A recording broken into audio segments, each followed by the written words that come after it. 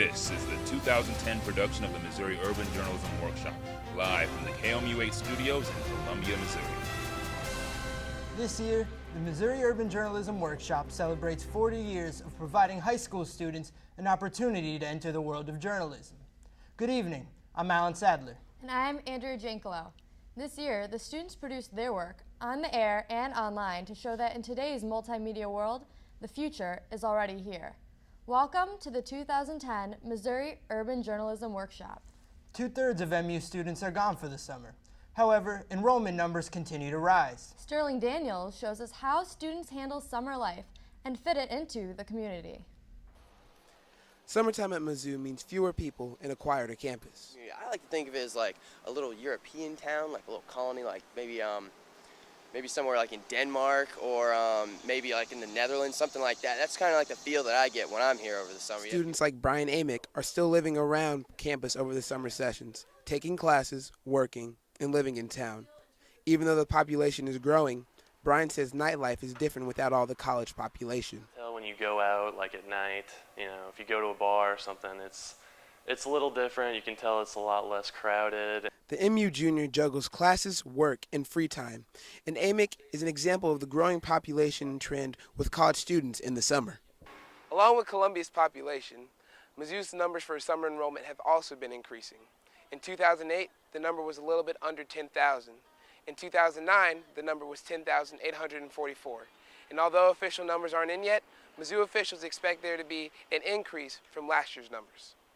During the summer sessions, MU Student Affairs Vice Chancellor Kathy Scroggs says Mizzou students take classes, but many also become a part of the community. Students that are living on campus are here for classes. And then there's another segment of them that live off campus that are here for classes. And then there's a whole group of students, probably that still have their apartment leases, who are living here in town, but they're not going to school. They're working. Amick describes summer life at Mizzou as more purpose-driven. Summer, you kind of get a feel that it's more just about class, if you're on campus, whereas during the school year, it's more about the whole experience. Even though the number of students in the summer is smaller, the student population is growing, along with Columbia. For the Missouri Urban Journalism Workshop, I'm Sterling Daniels. The combination of Columbia's growing population and a hurting economy has led to a nightmare for many job searchers. But as MUJW's Andrea Jankalo reports, the growth may actually be a solution. 17-year-old Bethany Bailey says she's applied to over 50 places this summer.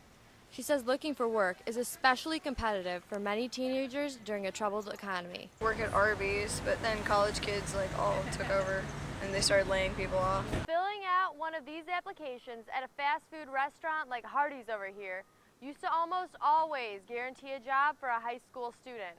The problem is now you have professionals coming in and taking the college students' jobs, and the college students are coming in and taking the teenagers' jobs.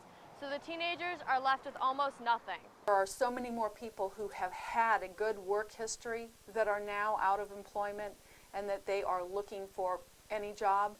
And most of the entry-level jobs that teenagers used to be able to guarantee themselves to get are slowly diminishing. However, with the growing population in Columbia, there is hope for teenagers scouring for jobs. As we hit 100,000 population, which we did last year, we're getting on the radar screen of more retailers and service firms. And so we're getting more interest from those companies that want to set up shop here, and they employ and rely on a lot of students for workers. As more people file into Columbia, more jobs will follow.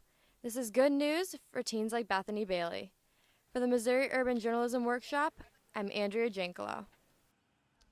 The Missouri Urban Journalism Workshop has given rise to many legends in the news business. Take CBS anchor and correspondent Russ Mitchell, who captures issues not only in the United States, but around the world. Issues like immigration. Yes, Andrea, Hispanic immigration is growing throughout Columbia. One organization, Centro Latino, is celebrating its 10th anniversary. Centro Latino is helping people ease into the local lifestyle. Alan Sadler shows us how. English is hard. Spanish is easier. Always it's easier. If I speak more easy. Yeah, it's I easier. think English is very easy. No. Vicki Boyd Kennedy and her husband Brad teach English classes twice a week for adult immigrants in Colombia. Many times immigrants don't have any other connection to people who are in the dominant culture. They really don't know people in their community. The Centro Latino is a community organization based right here in Colombia.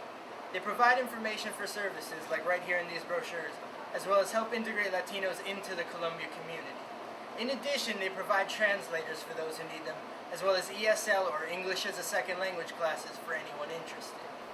While the center provides English classes for teenagers and tutoring for children after school, Boyd Kennedy finds her passion in adult education. It's really nice to be able to be a friend to them and be useful as well to them. These classes, along with the idea that there is support in the community, help make the transition into the Colombia lifestyle a little bit easier. And most people actually feel that there are difficulties to get integrated with the receiving community.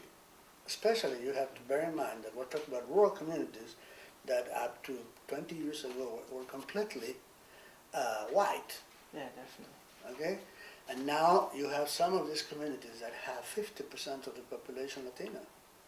Despite the issues that came with learning the language, Antonio Cortez appreciates the programs offered by the organization. There's more to worry about, which makes it harder for an adult to learn more. Sure, it's not impossible. You can with a little more effort. But we have the support of a place that gives us free classes. For the Missouri Urban Journalism Workshop, I'm Alan Sadler.